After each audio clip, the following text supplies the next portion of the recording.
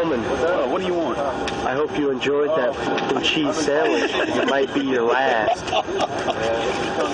Same with you, Fish. I hope you're enjoying taking a video of me, taking a video of you, taking a video of me, because this might be our fucking last. Hoorah! Everybody had a camera. And if they didn't have it, when they got there, by the time they left, it was there. And that's why we got so much video. There's sometimes even in firefights, you know, somebody would pull out their camera, stick it on a ledge, and just, you could hear what was going on. You may not be able to see what was going on, but you could hear it. You could hear guys yelling and radio conversations and stuff like that. Nobody, you know, told us we really couldn't, so we did. Cruder! Yeah, it's Cruder, what time is it? Oh yeah, get some!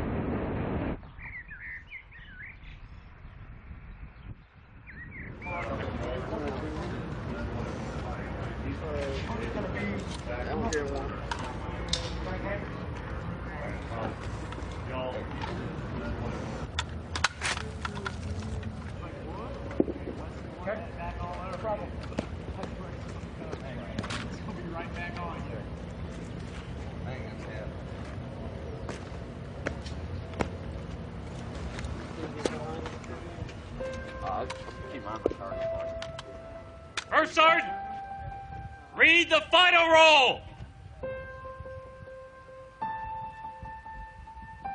Staff Sergeant Anthony L. Goodwin, 1st Platoon, Lima Company, 3rd Battalion, 25th Marines, killed in action, 8 May 2005, in New Ubaidi, Iraq. I don't really talk to many people about what happened. Corporal Dustin A. Durga. Things aren't the same anymore. Everything's just kind of dead. A lot of things aren't interesting to me anymore.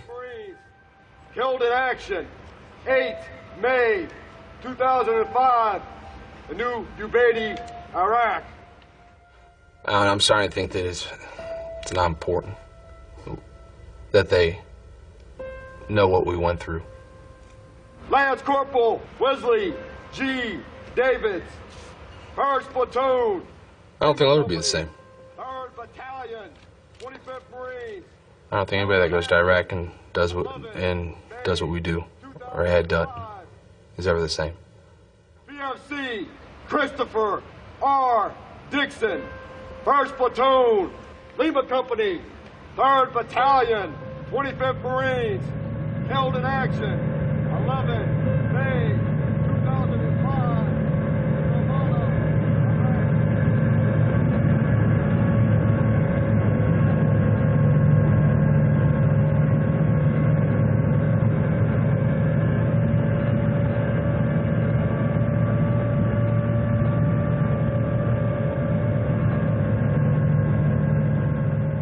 I talked to 2 Marines from my school. One said that he had never fired his weapon when he was over there, and the other said he might have fired it once. And he said, don't worry about it, you're a reservist, you're going to get sent somewhere out of the way where you can't do any damage and you can't do any harm, you know, and you're just going to guard something where you might walk around the desert for a little while.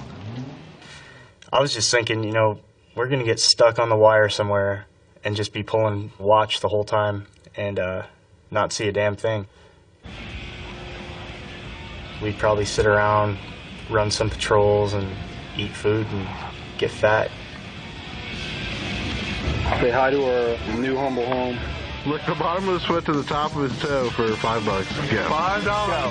Go, do it. Do it. Do it. Do it. Do it. Is that the shower sheet? It's like stand in the water.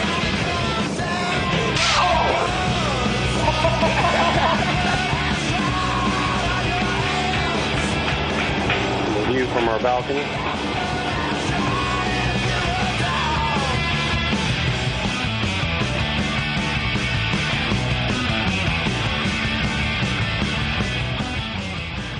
Haditha Dam, you know, is built by the Soviets, and it's large, it's cavernous, it's industrial.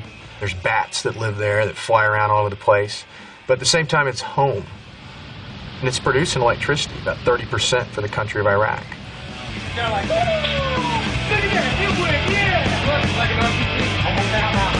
The Azerbaijanis control the wire, they're providing our security. There's Iraqi workers that come in to work there. And then you've got us, you've got the grunts there. And we launch out of that place all the time to do different missions all up and down the Euphrates River. Yeah, we're getting ready to head out on another nice and not exciting patrol through South Dam Village, where we will probably discover Jack and get eaten up by millions of bugs. But it's all in good times. So that's why we do it. That's why we're here. We did a lot of little missions, little patrols and stuff like that at first, just to get us started, I guess. Probably our first big missions going in and clearing Haditha. You've never been in a city like this, all of a sudden, you know, the streets aren't straight. They're curved, and there's little nooks and crannies, you know, there's walls around everything. You know, not only do you have to, like, get in the outside gate, but now you got to get in the inside. Come on, put some muscle into it.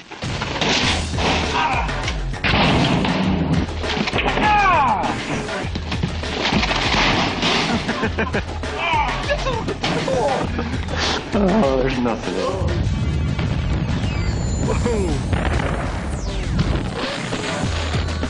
it. You know, before anybody got hurt, it was really exciting and almost fun. You know, it's like a video game. Oh, got it!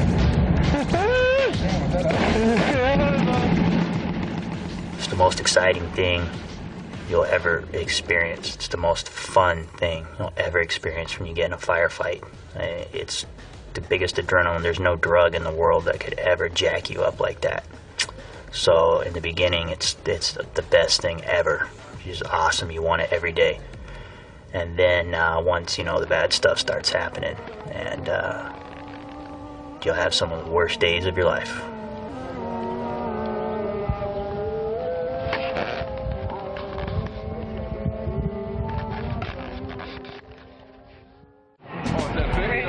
Take a video.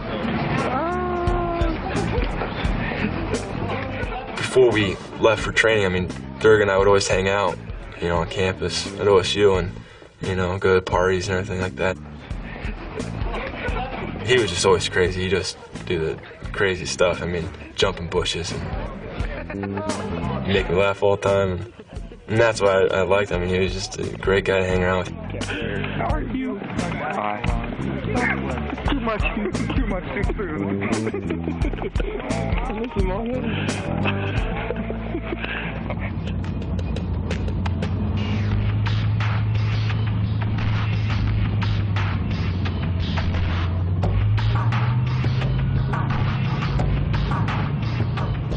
Our mission was to disrupt the insurgents from coming over to this area across the Euphrates called Ramana, where no one has been. No coalition forces have really been.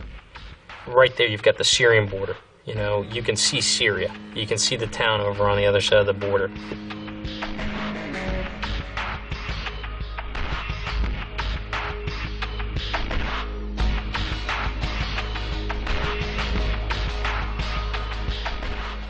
You had to drive by this town of New Ubaidi to where the army was building a bridge for us so we could get across to the other side. Ubaidi wasn't in the plan at all, wasn't even briefed. Everything was flowing smooth till we got close to the river. And once we started getting impacts of mortars and machine gun fire. We had to identify the threat because if we bypassed it and we left our flanks and our rear exposed, they could have literally, you know, wiped us all out. Basically, we dismounted from the tracks under fire. We ran to our sectors in the town, and we started clearing houses.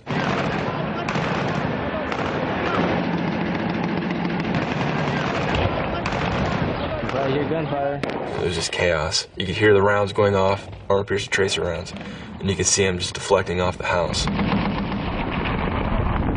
The town was just going nuts. There was small arms fire everywhere. I mean, these guys were crazy. You would see a cobra swoop down over the town, and they would shoot at the damn cobra.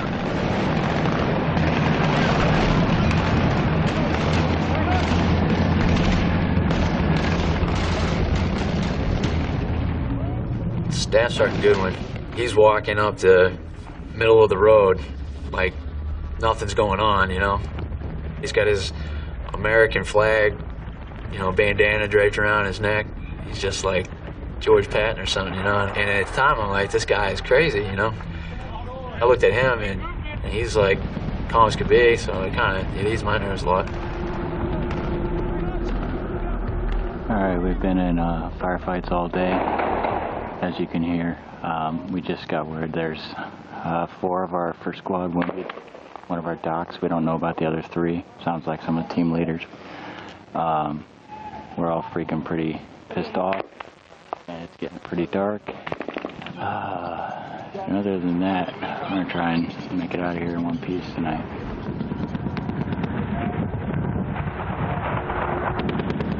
My squad was on the house, and we were just pretty much ordered to stay put. You could hear the rounds going off, and they didn't quite know what was going on at first, and that's when you knew something was. I got a bad feeling after that. We were about a quarter of the way through the town. The sun was starting to go down a little bit. A lot of the fighting that we were hearing was tapering off, and it sounded like it was moving further back, and we weren't engaging anymore. We weren't seeing much. We were on what was definitely the last house of the day, about to kick the door in. And they opened up on him with a machine gun. Lance Corporal West kicked in the door, and he got shot in both legs. And then Durga turned and got shot in the back with an armor-piercing round. His face was completely gray, and his eyes were kind of open and fixed, and I wasn't sure if he was alive or not. We tried to get a pressure dressing onto his wound, which all we could do was hold it on there. Just hearing things on the radio was just a shock, because I've never heard something like that before. And all I could do was pretty much tell my squad from what I heard on the radio what was going on. And then it just seemed to keep going on. The squad was still going in under fire. Hit each different room, cleared all the rooms. It was an empty house, and there's where the stairs go up to the roof, there's a small closet, short one, like 3 feet high, whatever. I started looking like this closet and just thinking something is off about this closet, you know, and so I shot some rounds and stuff through the wall in the closet, you know, in case there's anybody in there. Staff Sergeant Goodwin opened the door to the closet. There was a guy waiting for him underneath there, and he fired a burst at Staff Sergeant Goodwin, and it was coming upward, and it got him, and he went down. The way he was laying, it just wasn't quite close enough to like go out and grab him and pull him out without getting shot. I regret that to this day, that I didn't make more of an effort than I did, but I tried to get as close as I could to him, and I tried to kind of whisper to him, you know, where are they? And he couldn't even really move. He just kind of moved his hand like that, and then so I was like, oh, I don't even know what that means. Nobody really wanted to leave. Nobody wanted to leave his body there. They didn't want these guys to get away. They wanted to figure out something to take these guys out and get Staff Sergeant going on. But they told us they were going to drop the jets were going to drop a bomb, so we got it. They made us leave. They dropped that, but I guess it missed. It landed out in the open area. a little bit away from the house and didn't do a whole lot of damage to it.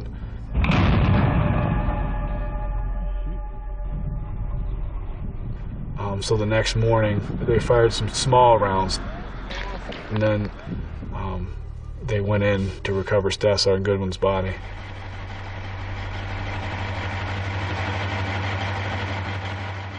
So the next day, they took us out into the desert, and Gunnery Hurley came over to all the tracks, and you know, he said that look in his face, and you pretty much knew it was what he was gonna say, and he just got that feeling, you know, and he said, "Corporal Durga didn't make it," and that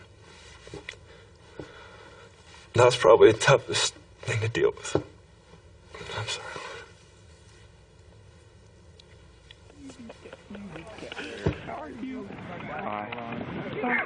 Too much too soon.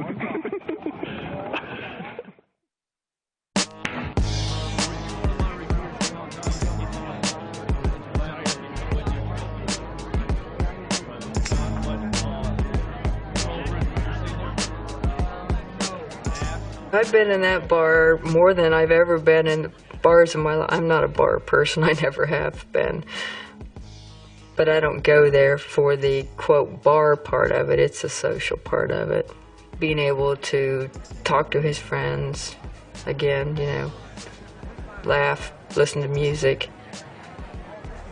That's my support. That helps me get through. I have said, you know, why? How many thousands, 160-some thousand troops over in Iraq, and you think to yourself, what are the chances it would be my son? No, it doesn't seem fair. It's been difficult. It's always there. I mean, it never goes away. You might not think about it every minute, but it's always there. It's always something.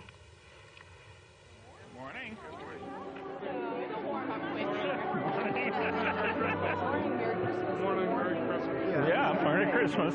It's going to be different without Dustin being here, obviously, but I know he would want us to celebrate Christmas in the way that we always have, so.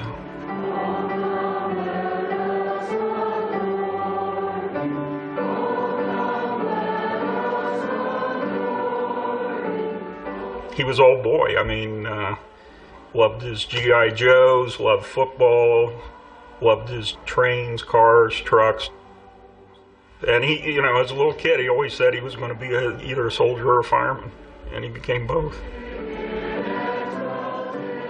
Last Christmas, Dustin was with us, both Christmas Eve and Christmas Day. That didn't always happen.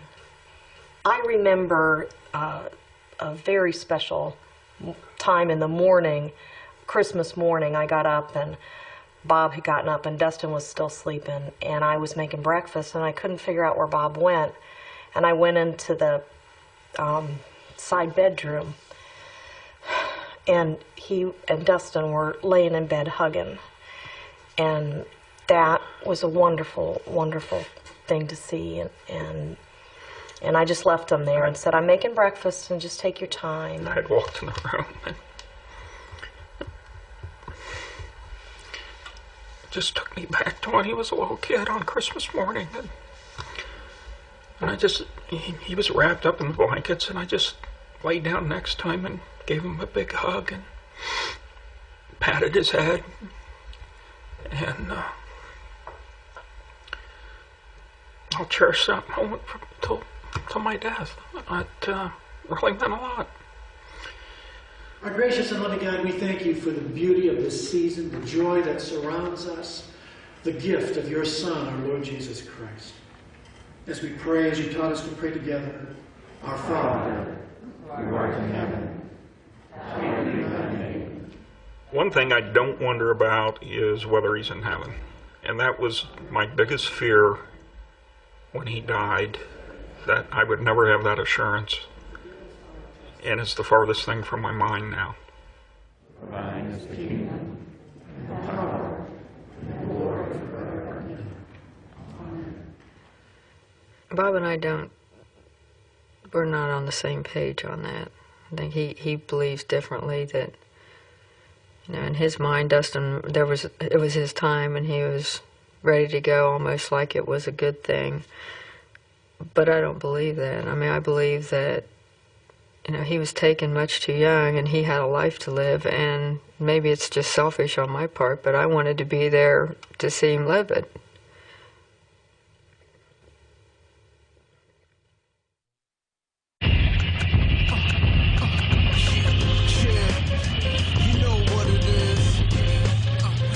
Tracks are the worst modes of transportation I would ever recommend to anybody. It's like somebody running a jackhammer up your ass, pretty much. You're sitting on a metal bench, maybe that much padding, and you're hitting rocks, you're hitting everything the desert can offer. And then if you're not sitting down, you're standing up providing security, and now you're slamming your fingers on the edge, falling over when we start hitting hills and everything. You're catching exhaust, because the genius who invented tracks put the exhaust pipe right next to your head, so everything's blown in your face. No air conditioning. Usually your water's on top, and it's already boiling hot by the time you need it. Inside's full of flies and stinky Marines. I mean, it's no fun.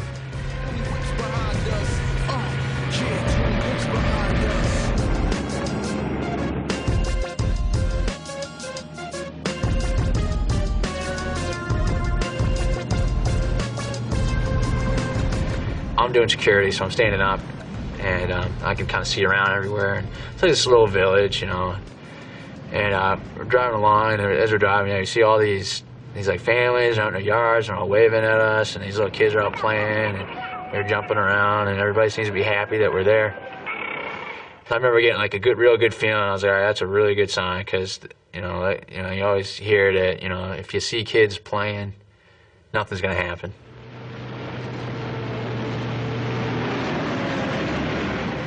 And all of a sudden I was looking around and I started like, oh wait, there's no more people around. I didn't have my goggles down like I was supposed to, and I remember pulling my goggles down over my eyes. I was looking for my gloves. They're like fire-resistant gloves. I was looking for those, and I was like, and I remember I left them in my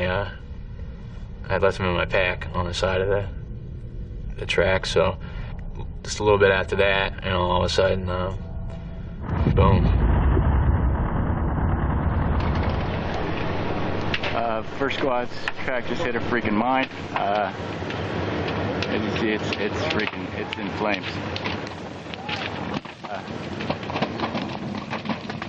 I mean, there were rounds cooking off. There was shit flying out of there.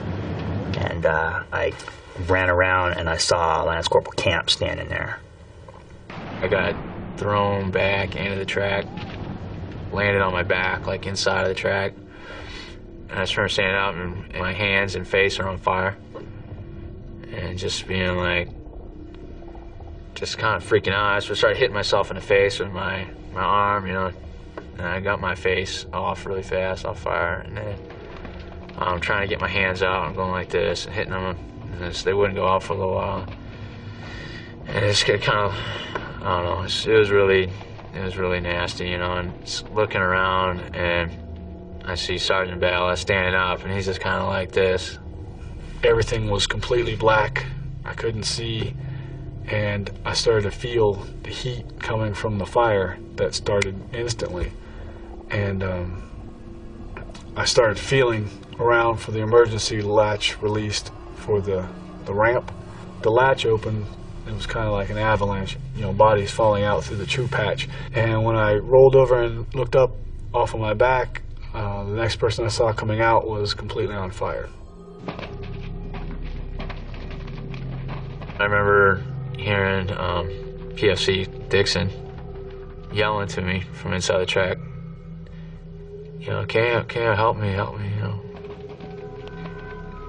And I kind of crawled in, picked myself up, crawled in, and I'm staying really low because there's, you know, ammunition's popping off and explosions going off and stuff, so I'm trying to keep really, really low. And, you know, I'm pretty scared, and But I'm just thinking, you know, this kid has got to be a lot more scared than I am. And, you know, and I had known Dixon. He was in my fire team originally. I always kind of looked after him and stuff because he was pretty young and everything. Pretty much younger than just about everybody else. I remember talking to him, and I listened, I was like, because my hands were all fried up and the skin's all falling off and my hands, and I was just like, listen, I was like, I'm pretty weak right now. I was like, so you gotta help me get you out. I was like, 'cause I can't do it by myself. And he's just like, all right. Getting almost out of the track now. I'm pulling as hard as I can, and all of a sudden, it's like a little explosion. And it kind of blew me back. And I got up again, and I'm grabbing anything I can, his clothes, his flak jacket. I'm trying to grab it, pull him by his helmet at one point. And I'm trying to talk to him, and he's not responding anymore.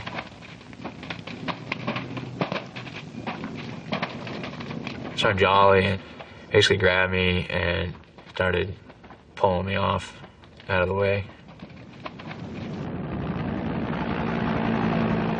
The helicopters just kept coming and coming. I mean, there was a mass casualty. You know, emotionally it was just draining because, you know, you find out that Ivy was alive when he got put on the bird. But then, at least that's what I heard, that he was alive, but just barely, and then he ended up not making it. Davids was alive when he left, and you found out he didn't make it.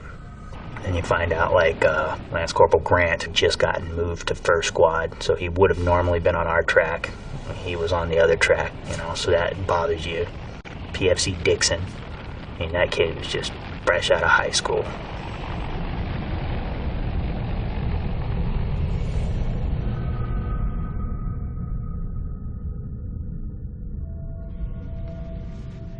Monday, 1:49 p.m. Hey everybody, this is Chris. Just calling to tell you guys that I'm doing alright and I'll be alright. We're alright. So, and love you all and miss you very much. So, I'll let you as much as I can and try to get a hold of you as much as I can.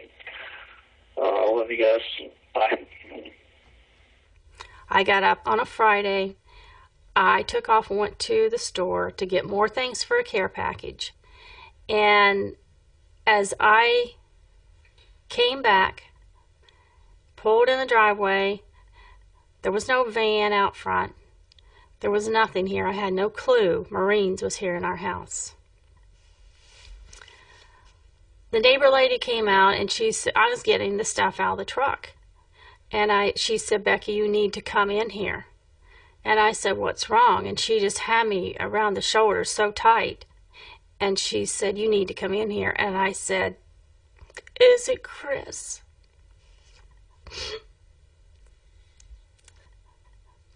She said, you need to come in here. Dave was standing at the door. He was crying. I walked in, and there was a Marine to the top of the steps. There was 2 Marines here in the living room. And when I walked in, I said, not Chris.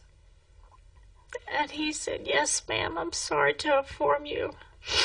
But they had told Dave that they wouldn't leave until I had come home from the store to tell me the news. They said if it takes 2 hours, we'll stay here. Because Dave says, I can't tell her that news.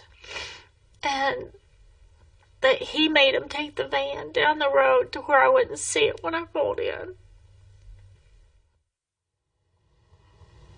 This still is his room. And it's, you know, he's gone, but it's just, I can't put everything away right now. I'm not ready for that. And I feel close to Chris in here. That's why I haven't taken anything down. Not yet. It might not never get changed. Not for many years. But I come in here and this is his stuff. You know, it's where he got to in 17 years before he left for the Marines.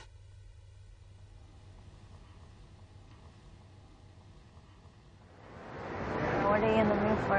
What was your deal? How much money do you have? We met in 2000, and we were both living in the same dorm at Ohio State. Just happened like that. So 5 years later, we're still together. Yeah. I know you love to shop, Mark. Get excited. I actually got back into the States in May, but I was in the hospital. She came down and see me when I got there.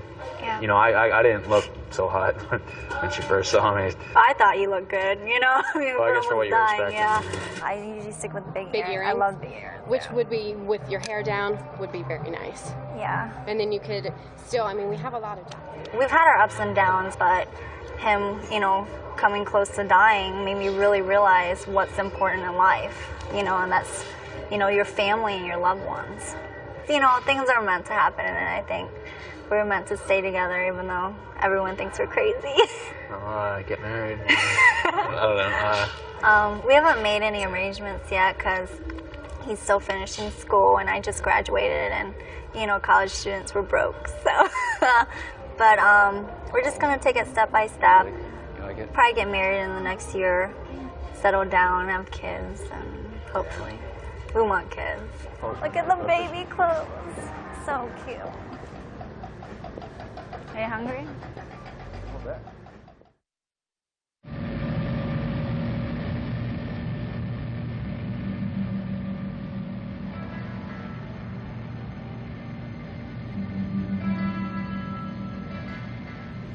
Well, for a while there, right after Matador, I was paranoid. I did not want to get back in a track. I thought about Ubaidi, about, you know, assaulting houses. I remember going over that and going over it and going over it. And what would I do? I mean, and the only answer I came up with is probably the same thing those guys did because they didn't know. It was pretty scary because you really don't know what to expect. You could clear 1,000 houses, but you never know what's in that one. God is righteous in whatever he does. And I didn't know why that happened, but I knew that he did. And when it's your turn to go, you go. You know, part of me wants to say, you know, God has a plan and everything will work out for the best. And then part of me says, things don't always work out for the best. Things just happen.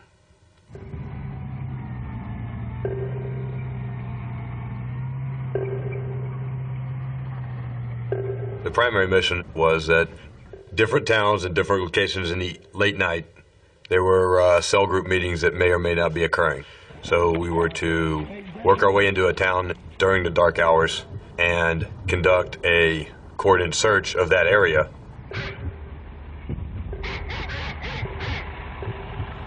The dogs in country, people may kind of snicker and laugh at it. The dogs are vicious.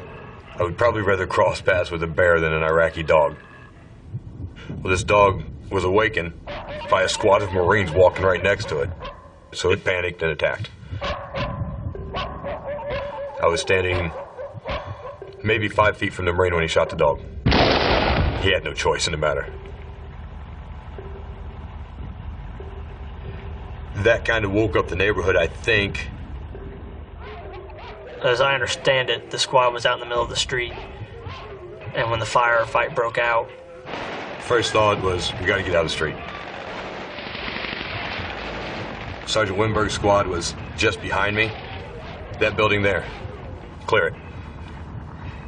it didn't matter where we were at or what we were doing or how bad it looked at the time. He was always on top of things. He was Superman. If the world was falling apart, he could hold it together just by his mere presence. The only thing I knew was it probably took a whole army to take him down. But it was a coward behind a door.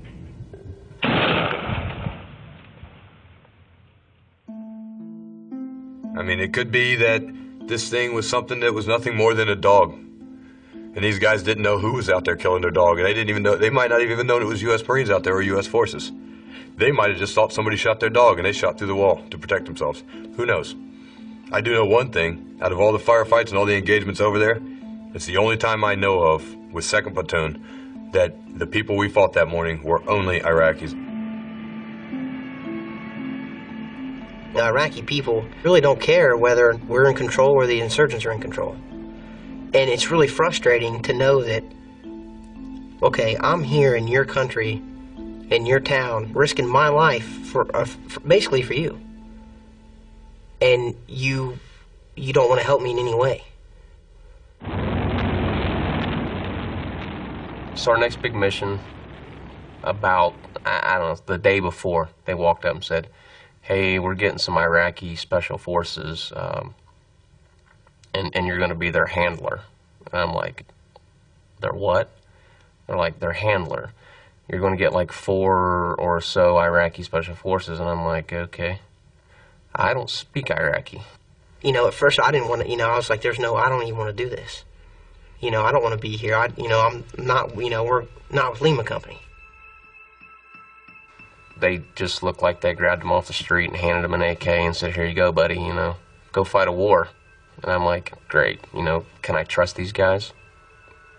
Are they going to be bad guys? We go into this town and go to knock on a door, and I go to step up and, knock on the door, and the first thing that they do is push me back. We were doing like mass searches for looking for weapons. They went to certain spots, other things they would just completely not even check. Looking in a freezer and digging through to see if there's weapons stored underneath all the meat and vegetables and stuff. Going out and digging through stuff in the backyard, stomping up and down on the floors to see if they're hollow. Just all kinds of weird stuff. And bam, when they're done, they'd look at me and go, good. And out the door we go. They knew what they were looking for. They knew. It's their country.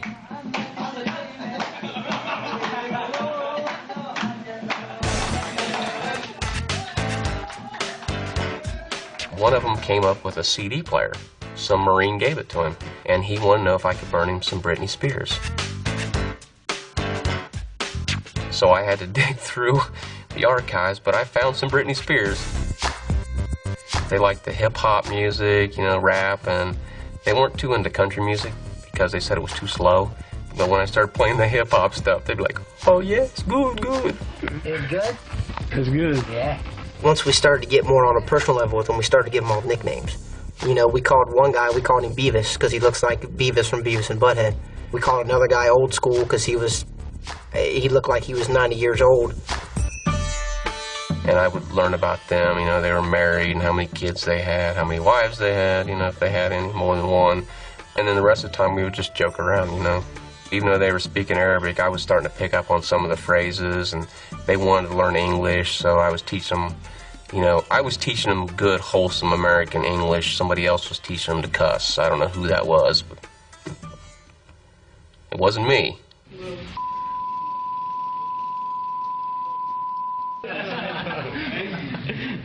We'd get a lot of flack from some of the guys. I can't believe you guys hang out with these people. These are Iraqi people, but we go out with them on patrols. We leave the wire with them. We're out there, and if something goes down, these guys have our back, and we have theirs in the same thing. So, to me, every one of those Iraqi National Guardsmen that was willing to do that made up for 100 of the civilians who just didn't care, because that's a civilian who is taking action. He's trying to do something. He cares about the country.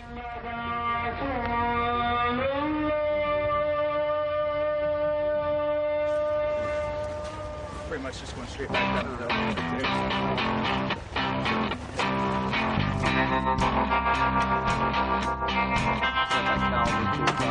This is my phone girl.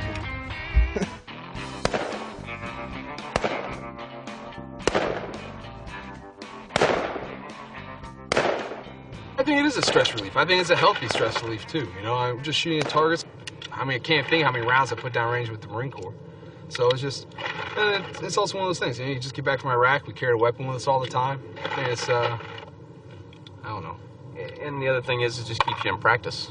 The more you shoot, the better you're going to be at it when you actually get to the range. So,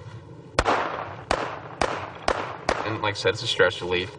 It's kind of like hitting a golf ball. You picture your boss's face on a golf ball and just smack it all over the golf course. You don't care where it goes. You just keep hitting it. So, I'm not saying that I'm shooting my boss or anything, but haven't seen my boss in years.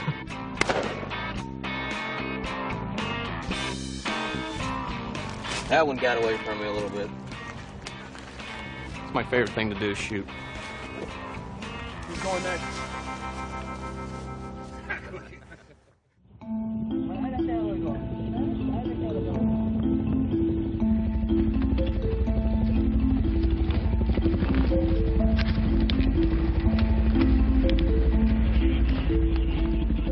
The company went up to Operation Spear in Carabla. I wasn't to the stage, at that point where I just wanted to go murder everybody. But I knew that place was full of them foreigners, and I knew that they would come out, and I wanted to be a part of that. We were told our mission was to find evidence that foreign fighters were coming in. We had to go on a long track across the desert to get to this place, and we stayed off of the roads because they're all mined and their IDs on them and so forth. But when we got there, they were firing off these line charges.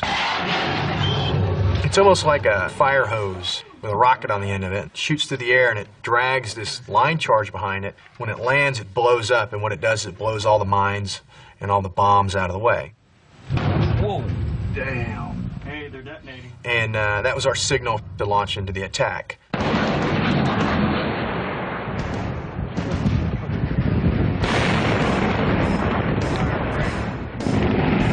Helicopters were strafing the city with their guns, and so, already you hear explosions starting off, and they're telling us, your rules of engagement have changed. Anybody that's in the city is bad. We're using tanks, we're using the Trax 50 cals, we're blowing through walls, we're not using front doors.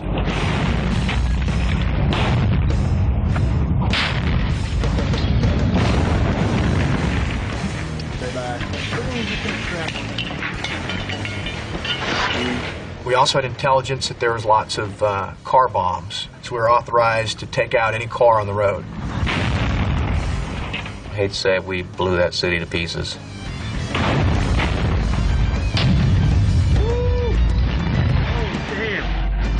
I was with the Iraqis. Those were my guys. I mean, my squad for 5 months was my Iraqis. We found a lot of weapons, AKs and RPGs. We were running up the middle, and we started taking fire. 4 insurgents run across. They're over by the mosque. 2 of them get taken out by Kilo 3-2 across the way. And we know we wounded one of them. We thought he was in the mosque. To go inside a mosque, it's pretty big medicine. Like, you gotta have some higher up saying that it's all right. And so we called up to hire. We said, are we cleared to go in? I get a call on the radio from Major Tolan. He says, hey, I need you to bring the Iraqis up here. We're going to assault the mosque. You good? Let's go. We go in. I step foot inside and let them do all the sweeping. We find nothing inside.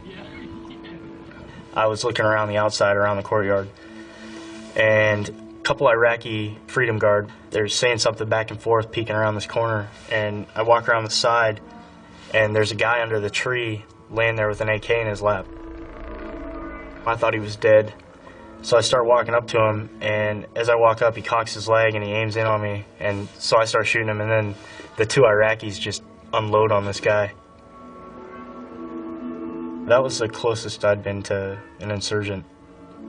From me to you was about how close we were. And after that, then you get hit with the reality, like, man, I could have just got shot right there. On those 2 individuals, the one in the mosque and the one over in this alley that Sergeant Hoffman's squad killed, we found, lots of money on them. They were loaded for bear. They had more ammo than you can shake a stick at. They had drugs on them and grenades and everything else. And we found an ID from Syria, and that's what we came up there to prove, was that Syria was pretty much not controlling the borders. They're letting people come in. And so we've got pretty good evidence that there's foreign fighters in these towns. You know where we're at? Just go north up the road, hang a left after the mosque, and when you see the human leg in the road, that's where we are. Yeah, okay, good to go. Blue 6 out.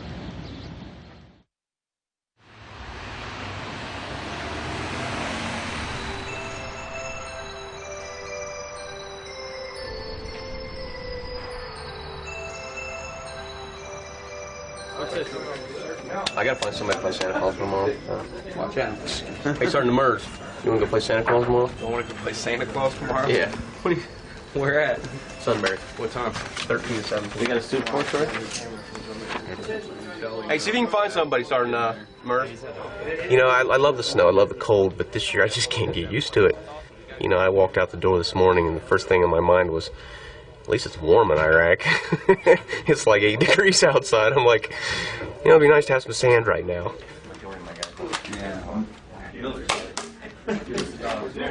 When we were over there, you could talk to somebody, you could say a few words, they knew what you wanted, and then you could get it accomplished.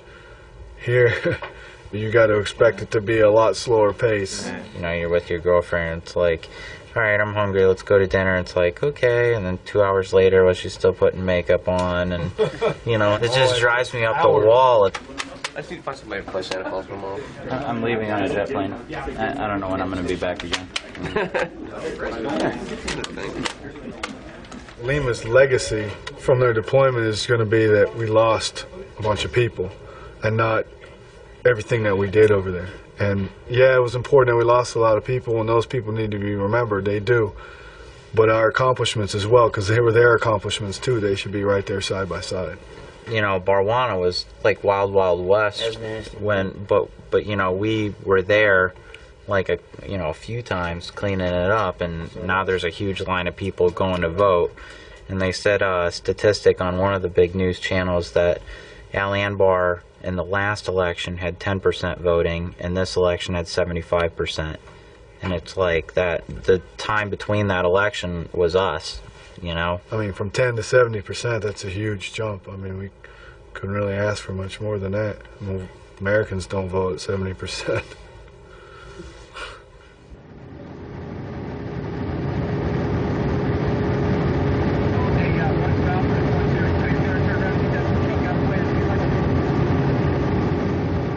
The insurgents had put out the word that anyone coming into heat would die a fiery death.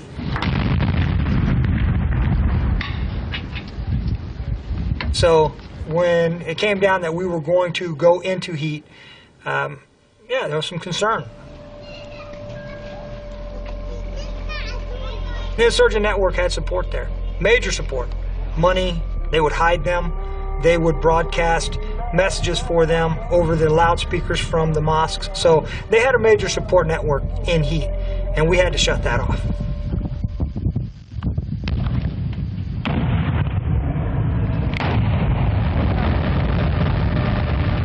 They had IEDs, improvised explosive devices. One way into town, they had like 14 or 17 or something like that along the road going into town. And we went in there, and there wasn't a whole lot of shots fired, wasn't much of a fight.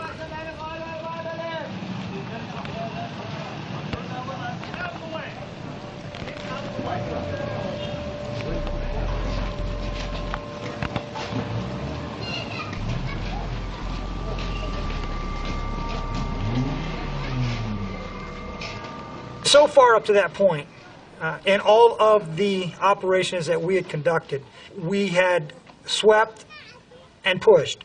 So in other words, we swept through the city, cleared every house, cleared every yard, cleared every chicken coop, and then once we were done and we felt good about it, we would push on to conduct another operation or back to our base to refit. For this one, we did not. We did a sweep and hold.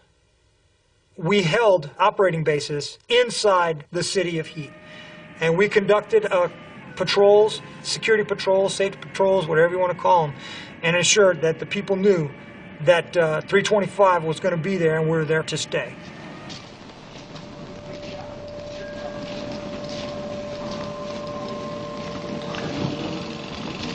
What they say, there's like 130,000 people in that town, something like that. And you know, we're out there patrolling it at all hours. I wouldn't say it was tense. I wouldn't say it was peaceful, you know. Walking through the streets, the marketplace.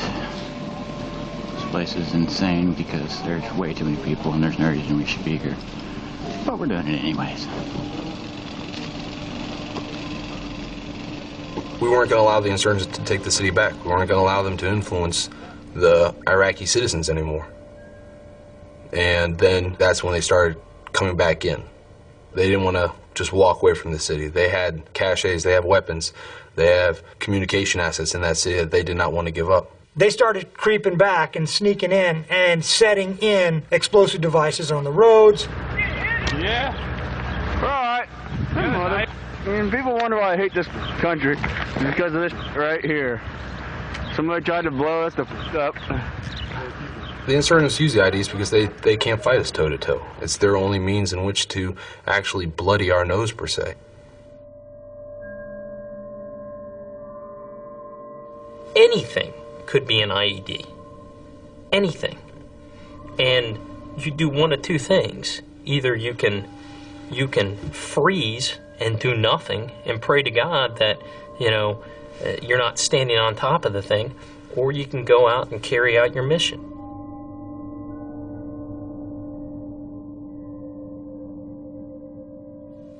On that particular day, they were on their way back from a 2-hour patrol. They had gone out to our furthest limit, and they were making it back. They were on the backside of the mosque. And there was an explosive device right behind the mosque against the fence line. The wires went through the wall and led back to the mosque. When the ID detonated, it immediately killed an Iraqi soldier, and then fragmentation also struck 2 other Iraqi soldiers, then also Corporal Foote and Doc Youngblood. Within 5 minutes, I was at that position. We stopped the bleeding. I thought we might be able to save his leg and his foot. And he was giving me advice as the corpsman. Gunny, you're touching in the wrong place. You know, I'm like, look, just shut up, you know. And his last words to me were, hey, tell the guys I will be back. Don't get another corpsman for the platoon. I will be back. Everybody's worried about Doc Youngblood until we hear that he's been stabilized and that he's going to be okay. However, he's going to lose a foot. Feeling in the platoon was, all right, awesome. He's alive, he's going home. We get relieved in heat, and we're looking forward to trying to get contact with Youngblood. Once we get back to the dam, we have a little better communications. And Doc Jenkins says Youngblood died. And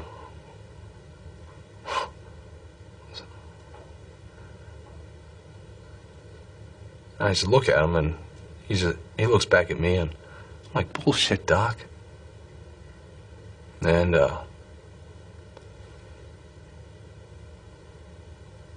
he goes, it's true. He died because of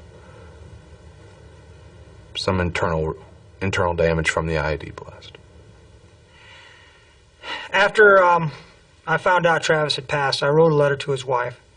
Because not only did he leave behind a young son, she was pregnant with a daughter that she delivered in September. And, you know, I wrote to her and I told her, you know, I know that your son had limited time with his father. He's a young kid. He's probably 3 years old. And I know that your daughter will never know her father. But I want to tell you what I thought of him as a man.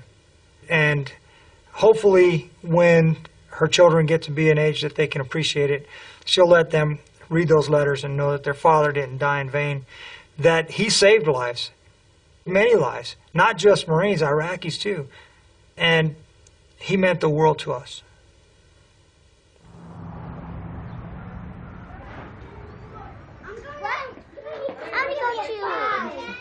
Say thank you. Thank you. 3-5. Who won the treasure box? Who promised me a star today? What'd you get? A dinosaur. Bye. Every year we go on a camping trip as a family, and no, I wasn't looking forward to can't take pregnant, but Hunter wanted to go. No, So, July 13th, I flew in, and never left. Because 2 days after I got here, someone came by and told me what happened to Trav. Travis was one of those guys that no one could not like. You had to like Travis. You couldn't get mad at him. And they always talk about his comic relief for the platoon and how if they're ever going to do a movie that Drew Carey would play him. He loved, you know, just being a fool. Where is Hunter? Where is Hunter? Hunter, you know, he just wants to make people laugh. Just get your pants on. Come here. He always says I'm hilarious, just like my daddy was. Hunter. Where is Hunter? Where is Hunter? Hunter, where are you? I'm outside. You're outside, Hunter? Okay, I'm gonna go to the toy store and I'll make sure I don't get anything for you. I'll get something for your sister. Emma had her days and nights confused for a long time. And, I knew it was bad when I started screaming out for Travis. What is... This is a storm. When this storm, God gets sing. I don't even learn how to change a diaper to help me. 5 years old.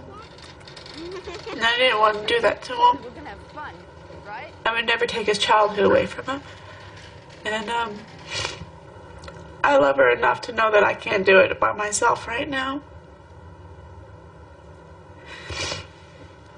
So my parents took her for a month, a little over a month. And she'll be back in April. I got a place to stay. I got a 3-bedroom house to rent. And, we're gonna have a place to call home for now. And, we'll be a family again. Wild animal. You're a wild animal. Well, I'm not part of it right now, but there's about a firefight about 25 meters off to our left, and it's pretty sweet.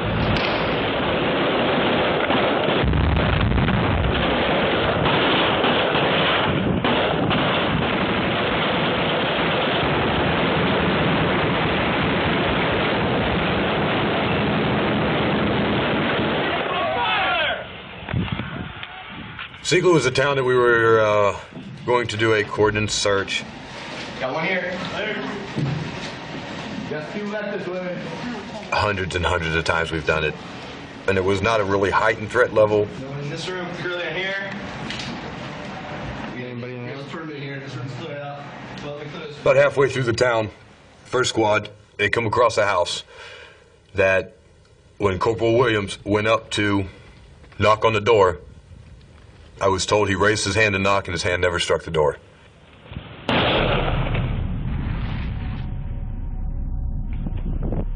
We heard an initial burst of rounds. Then there was a gap, and just as I was getting ready to say something to my radio man about we need to work our way over towards first squad, numerous rounds started firing. It was a major fight.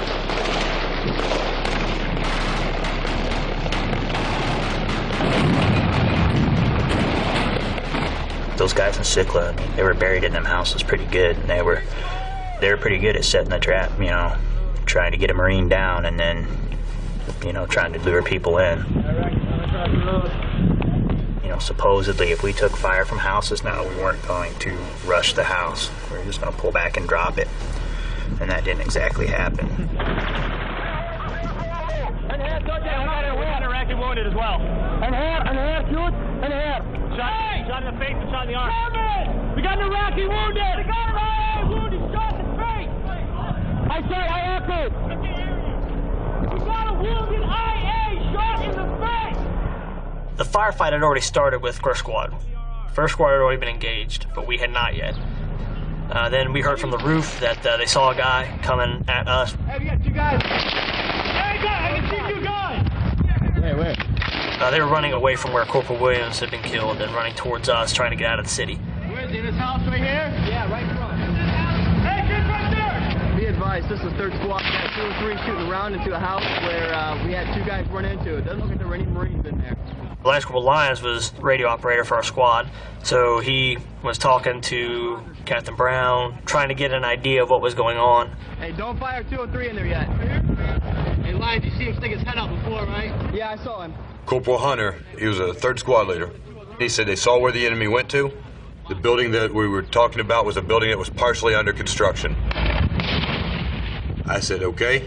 Then what we'll do is, in the after effects of the main gun round, you'll be able to go ahead and take your squad and secure that building. We fired 5 main gun rounds into that building. Hey, get your rifles up and watch.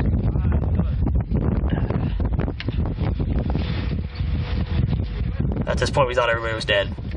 Nobody could survive a tank shooting through this house that many times, like 3 or 4 times. There's nobody that could be alive. There's an impossibility. Climb into that window right in front of you there. And there was so much rubble from the tanks knocking the walls down, and the bodies were underneath the rubble. And that door where we shot the guy's brains splattered on hadn't been cleared yet. We found a blood trail from where we had shot one of the guys, and the blood trail led out into the yard, and we lost it there. You got a body? We were missing one guy, one body. We couldn't find one body. Myself and Lines went to the left. Someone from Jackson's team said, hey, you know, Payne, you know, he called it the crapper house, you know, watch the crapper house. Hey, watch that house on the back. Every other time except for then, I've always been the first man in the door anytime my team has to clear a room, because I don't expect him to do anything I'm not willing to do. But for some reason, Lines was just one step ahead of me. I immediately knew that rounds were hitting the Lines, and there was no way possible that I could have made entry to that room. Corporal Payne came running back around, screaming that Lines was down, and he was my prayer buddy. Me and him were really close, and he just had a baby daughter, Ella, and we really wanted him to get home to see his daughter. They told the tank platoon commander to run over the wall and knock it over on the enemy that was still inside. When the tank backed up, he was trying to crawl his way out of the debris to get to a weapon, and when he was crawling towards that weapon, he was shot again by at least 3 different people. You just hear magazine getting emptied into him, another magazine getting emptied into him, and the guy's still kicking and screaming underneath the rubble. His hand's still moving, trying to reach for a weapon. Later, I found out that in the initial house, they had found vials of adrenaline and some type of a drug that it could have been a crystal meth, a PCP, a cocaine, something that seriously gave these guys a heck of a lot more than a normal human being would function at. His body wouldn't go into shock. The guy finally just bled out, stopped moving.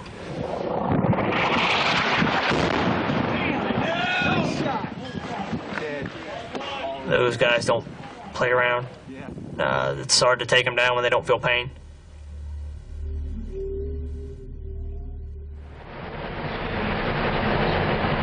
Hey baby girl, how you doing? It's Daddy. I'm making this recording here for you because I know your birthday's coming up here. You got about 15, 16 days or so.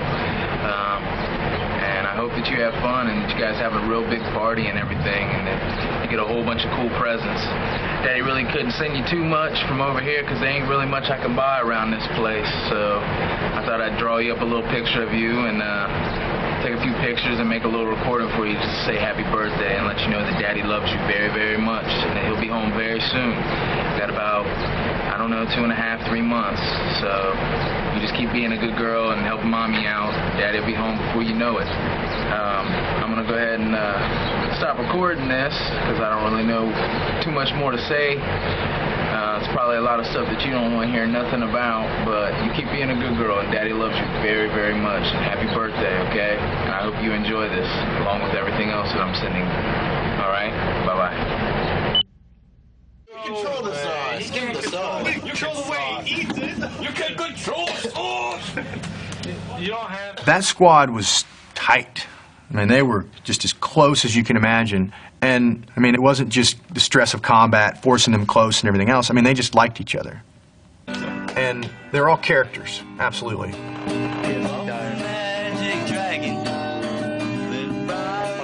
gotta have a haircut showing. Keep going. Dyer was just silly. That kid, you know, well, I called him Pigpen because he always looked like, you know, he just rolled out of the mud.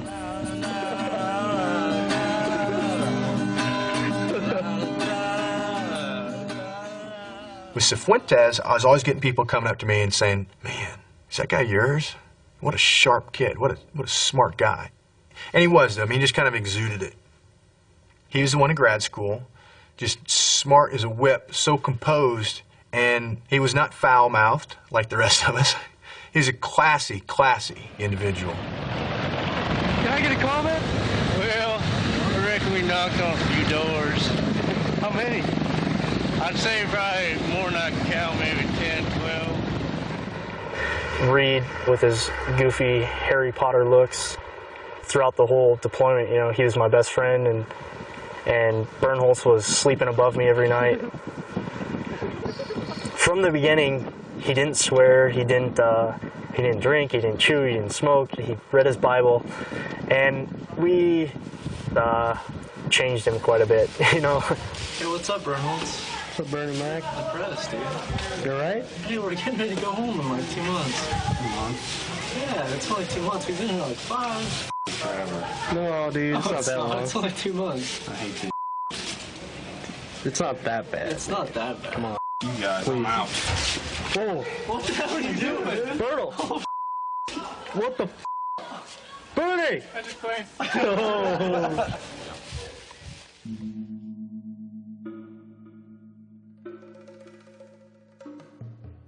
On the first, we had a group of 6 snipers that were attached to 325. They were inserted approximately 2 o'clock in the morning. They made their way to their position. We can only assume that they were observed because insurgents ambushed them as they were setting in.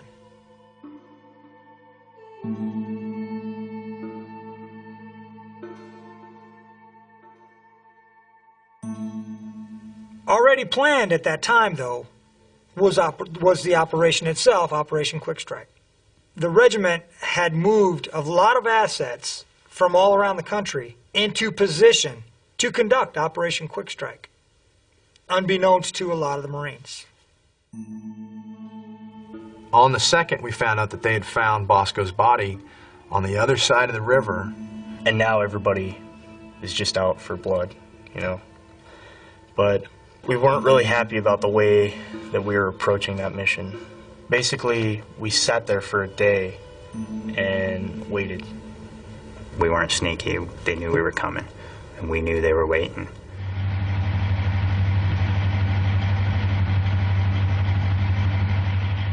Got up at, I think it was 4 o'clock. Aaron Reed woke me up, popped in a chew together, and went down the tracks. Everybody was sleepy. A little bit before we were about to take off, Major Tolan called down to me and told me we were switching tracks. And I just looked at the guys, I was like, you know, catch you on the flip side. And that was the last thing I said to him.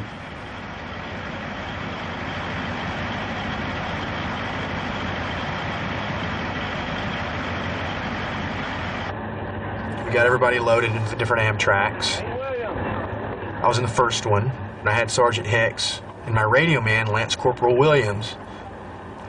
And we were off the road, but parallel to it, and we were driving south.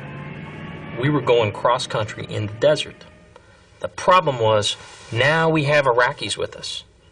And I don't have the lift in my tracks to put their soldiers on board with us, so we have to take their vehicles with us.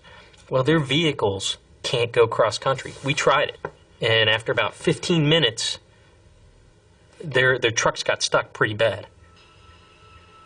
So we're sitting out there in the desert. I got battalions screaming at me, regiment screaming at them to get inside that town. So my XO calls me up, and he said, hey, tanks cleared that road earlier this morning. So I said, okay. I called the tank company commander up, good guy, you know, trust his opinion. You know, he said, sir, we proofed that road. It's clear for you. I said, roger that. Got an LAR unit sitting right at the intersection. They see no movement, no activity. So I make the decision, all right, you know, with the information I got, let's go down the road. We got on the road, and we take a right into the city of Barwana, where we were going to get out and start clearing the town. And right after I took that right, probably about, I don't know, 50, 75 meters, maybe 100 meters, there's a massive explosion. It was so big that I thought for sure it had hit my Amtrak. And I called it in immediately. I've hit an IED, I've hit an IED. And I looked back, and I couldn't tell what the hell had happened. I mean, it was just the most unbelievable sight. I was just like, there ain't nobody alive. And then the first thing that went to my mind was, what squad's that? We ran over there as soon as we could, and that's, you know, things start to get blurry at that point. The vehicle had been blown up and flipped, and this is a huge, like, 30-ton vehicle. It had been flipped onto its back, and everybody had been blown out in every direction. The carnage of the scene was bad. It's something I'll never forget. And the odd things, it was just, you know, it was really bad. On the way there, that's when I realized what squad it was, because I found a pack that had a name tape on it, and it was Cifuentes.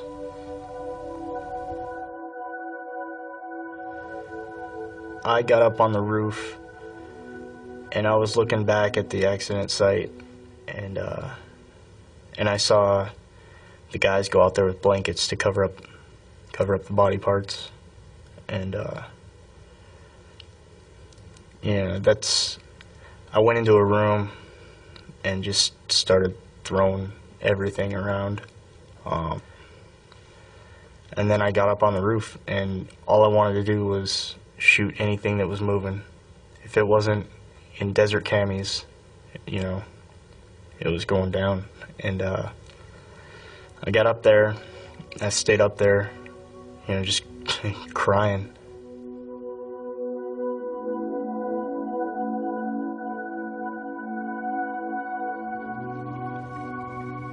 The closest guys that I've ever had as friends are all dead.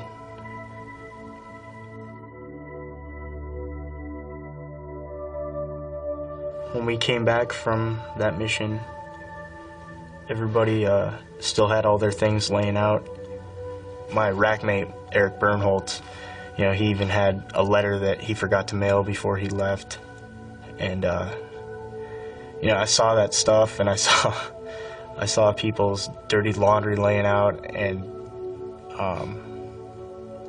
you know, I just lost it again. It was pretty much, you know, getting kicked over and over and over.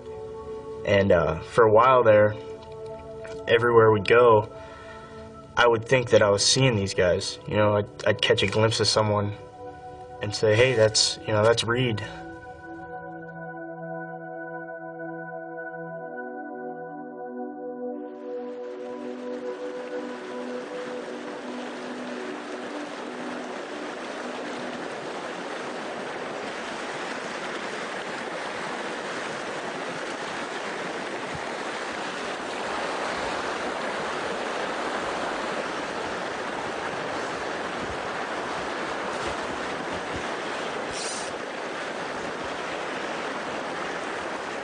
When I first got back, I was drinking, you know, heavily just to go to sleep. Everything after August 3rd happened so quick, and the next thing I knew it, I'm back home. You know, I'm signing back up for school, and I'm just a regular college kid now. And it's weird, you know, it's weird hopping from getting shot at in the desert to just walking to school. I guess I just feel like I'm not really ready to fit back in to society yet. You want some 3 extra? Yeah. Right now, I need to be with people who have the experience. You know, all 3 of us that live in our house are combat vets, and you know, right now, that's what's helping me is having them around, having them close. Actually, I'm gonna do a San Juan. Yes.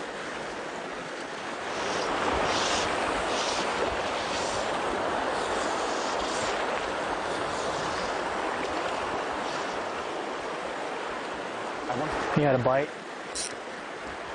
I guess right now, I can't settle with just saying, hey, it's over, you know, one time. I want revenge, and I want to be there, you know, for my friends when they go back. Jason, he asks me all the time, hey, are you sure you want to go back? Are you ready? And, you know, I don't know if I'm ready to go back. But once you're in, you know, it's a family, and especially with us, we're exactly like a family. And I know for a fact, if something happens to my friends over there and I'm sitting back here, I just don't think I could live with that.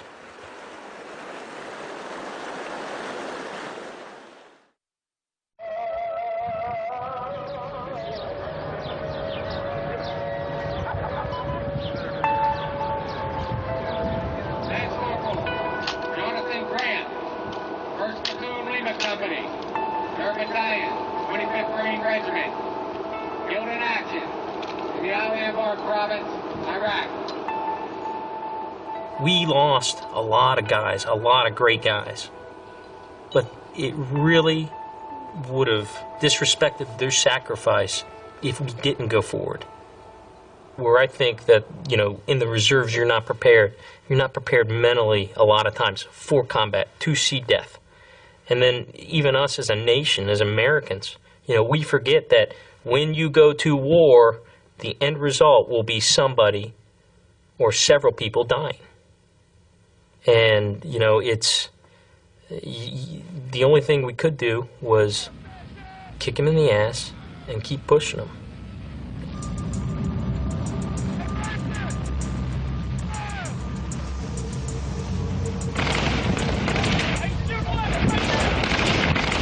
As the missions keep coming, you start wondering, when is your ticket gonna be up?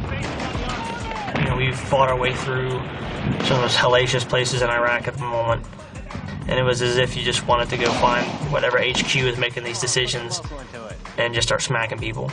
And what more do they want? What more can we give? You know, if they want the whole company, you know, I guess that's what they'll get. After being hit so often, you start feeling that resentment towards those who are trying to kill you. And it doesn't go away. Every time you put on your flak and your Kevlar and start loading up for a mission, you start feeling that feeling.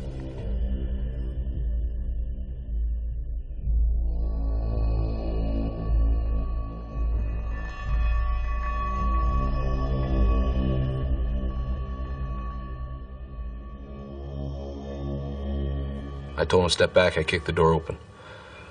And inside there was 2 women and a male, 16 years old. And this kid just looks at me, and I brought my weapon up, and the people in the house were bad. You know, they were terrorists. And I told myself that I thought to myself I'd kill anybody inside that house.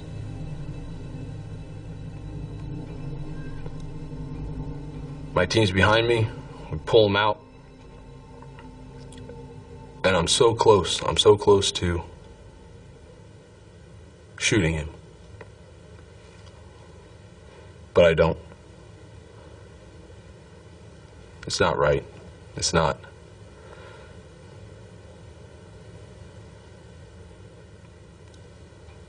It make me no better than the people we're trying to fight over there.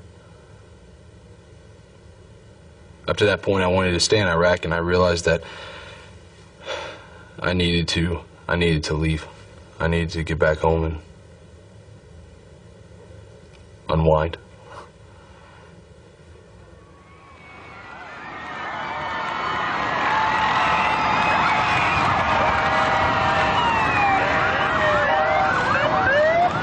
We are awaiting the arrival of Lima Company. That is the big reason we are here today.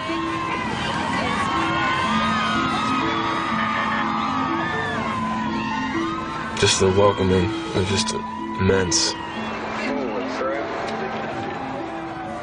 There's so many people out there on the road. It took us maybe an hour and a half to get from the airport to our drill center, which isn't very far. And there's just so many people wanting to say, you know, welcome home. You should have seen the tears of the Marines' eyes when they saw all the people with banners and flags. And there were people out there that didn't agree with the war. There were people out there that had lost family members that didn't appreciate what their Marine was lost for. But they appreciated the sacrifices of the Marine unit from Columbus, Ohio. And that said everything to me.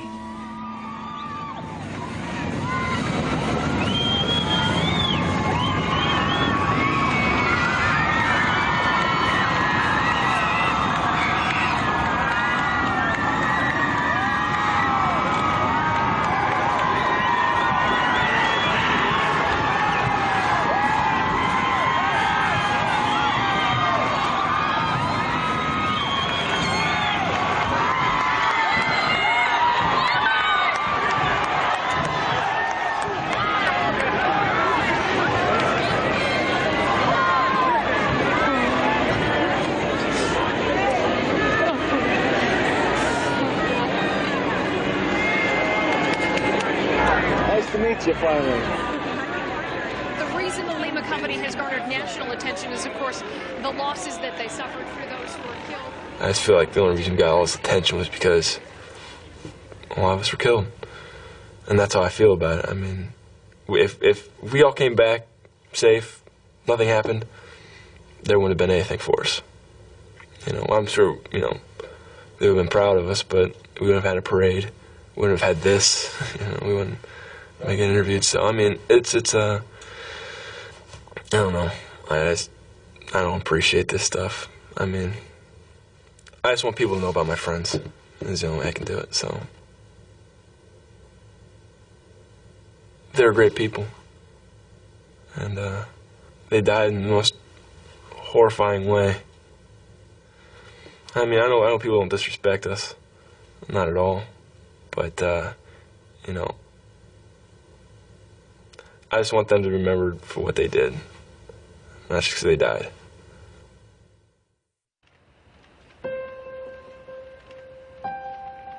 Staff Sergeant Anthony L. Goodwin, 1st Platoon, Lima Company, 3rd Battalion, 25th Marines, killed in action, 8 May 2005, in New Ubaidi, Iraq. Corporal Dustin A. Durga, 1st Platoon, Lima Company, 3rd Battalion, 25th Marines, killed in action, 8 May 2005, in New Ubaidi, Iraq. Lance Corporal. First, I think that I really understood is that we ain't here forever. You know, at 18, I thought that same way too, that I'm invincible and that I'm going to live forever. 10 feet tall and bulletproof. Christopher P. Lyons. And I walked away seeing men who had only lived for 24 years, 25 years, 26 years, and had already changed the world through the people they had touched and the lives they had touched. PFC Christopher R. Dixon, 1st Platoon, Lima Company, 3rd Battalion, 25th Marines, killed in action, 11 May 2005, in Ramana, Iraq. Lance Corporal Michael J. Cifuentes, 3rd Platoon, Lima Company, 3rd Battalion, 25th Marines, killed in action, 3 August 2005, in Bawana, Iraq. Lance Corporal Christopher. I don't want to be mad about anything. I don't have time to be mad about anything. I enjoy waking up every morning. And I just, you know, I feel lucky to be alive. And I guess is how I put it. Everything I do now, I'm doing for the guys who didn't come back.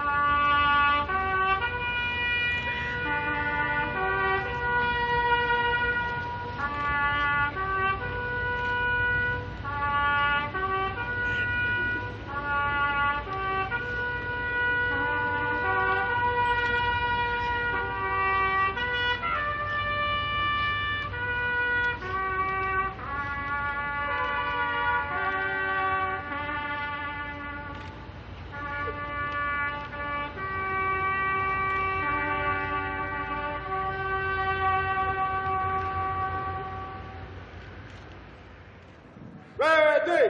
Ready! 1, 2, 3! 1, 2, 3! 1, 2, 3! 1, 2, 3! 1, 2, 3! 1, 2, 3! 1, 2, 3! 1, 2, 3!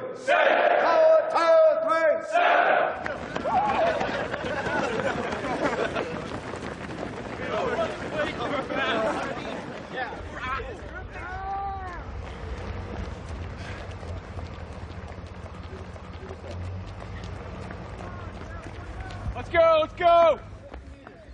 Let's go! We went through a lot.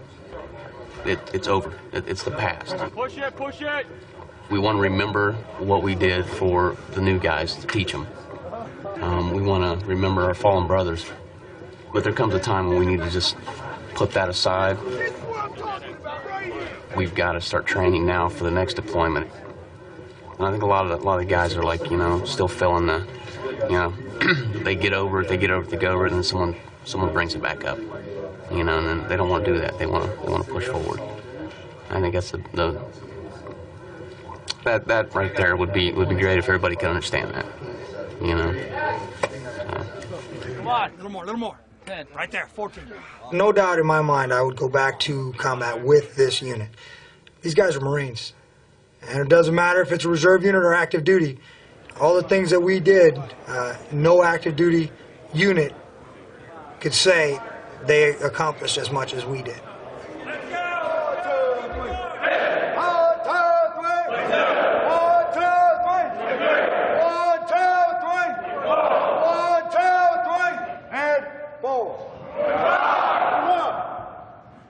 Recover! Move!